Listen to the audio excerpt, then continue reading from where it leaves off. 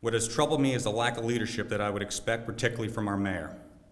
These issues have torn a wedge between not only private citizens, but the citizens and institutions that we should all be respecting, like our hospital.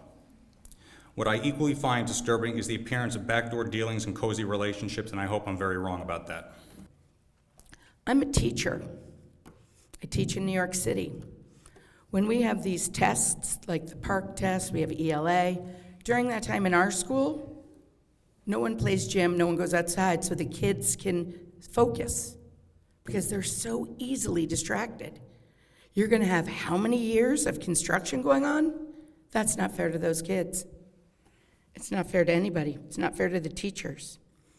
As I was leaving tonight, my 8-year-old wanted to know why I was going to another meeting. And he said, "What's this one about?" And I said, "Oh, Valley wants to build a bigger hospital." And he was like, "What?" He was like, "Valley's already so big."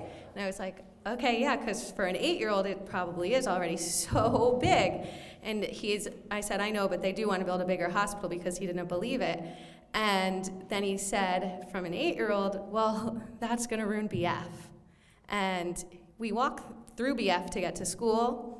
We walk around that block. We ride our bikes around that block. It's already crowded. It's already crazy. It already seems dangerous. So my 8-year-old is already concerned. I also have a child that has attention disorder, and for him I worry because although Valley's claiming that it's not going to be disruptive and the construction's not going to bother anybody, I don't understand how that really could be taken seriously. Go back to the drawing board, come back to your neighbors and understand who they are. You as the board have a responsibility to your neighbors to understand that this 3% is not a compromise. And should you vote to pass this, you have to understand why your neighbors will look at you and question and wonder why. You decided in 2014 to reject this applicant's attempt to change our master plan in this way.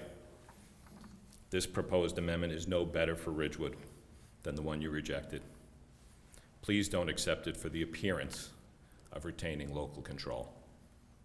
I request that this body reject this amendment and force the applicant to go back to court to get their way.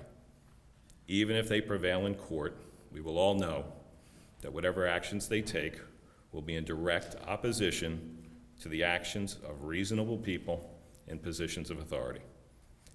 When I was thinking about this process, I couldn't get over the absurdity of why it is that we're here again. The only thing that I could compare it to is the Donald Trump campaign. In this comparison, the role of Donald Trump will be played by Valley Hospital, with all the same ridiculous assertions. And I can't do a Donald Trump impression, but you can just have to put it in your own mind. But the whole, "We love Ridgewood. Isn't our plan terrific?" And yeah, we're gonna build a wall. In fact, we're gonna build 2. But we're gonna hide them behind hypoallergenic shrubs so that those pesky kids from BF and those lowly homeowners on Stylen won't sneeze on our 1.2 million square foot building. It would be much easier right now to just trust that if the expansion goes forward, Valley will use advanced methods for containing asbestos, cement dust, and other pollutants during demolition and construction. However, I can't assume this for 2 reasons. One, my understanding of Valley as a neighbor in this town is that Valley has made promises to residents, including on Stylen Avenue, regarding noise mitigation and other buffers, and has not lived up to those promises. 2, I know because of my work as a defense attorney on behalf of property owners whose contractors used asbestos, that inhaling even a few fibers can cause scar tissue in the lungs and later cause tumors to form, i.e. mesothelioma. I assume that Valley will provide masks to its workers, and if Valley believes that it's in the best interest of our middle schoolers to wear masks, Valley must notify us immediately. Ironically and sadly, the same hospital which helped to bring into this world My beautiful, healthy 3-month-old daughter, Sophia, will now potentially contribute to any health problems she, along with all the children in our village, will now have if these plans are allowed to go through. The proposed timeline is going to span a generation. For the children entering kindergarten, the year construction actually starts, it will not be completed upon their graduation. Or, to look at it from a different perspective, the kids today attending neighborhood Benjamin Franklin Middle School will likely have graduated, gotten married, and had their own children entering the school system before this project is completed.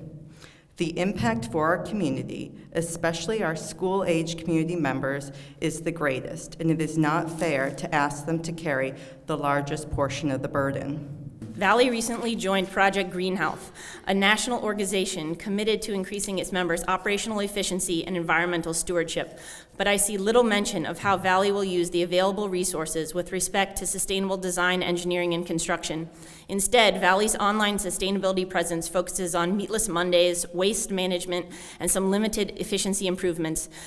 These are hardly substantive efforts and are not exactly cutting-edge practices. By expanding the Valley Hospital, I no longer feel safe for my children. There will be over 100 trucks drive by BF each day and 100 more strangers in town. How do we know the workers are not watching the resident schedule, spending 6 to 10 years in the same place and watching the same people and the girls walk by? The workers will pick up the residents' pattern. I'm sure the construction worker know that this is a pretty wealthy town. How do we know there's no other alternative motive? How do we know our girls will not be harassed by the workers? This is about the health of children. This is about the learning of children, the future of this town. I'm curious to know here, how many of you have children of school age that go to Dravel and BF? And I wonder what you'd be thinking right now if you knew an active construction site will be there for decades to come.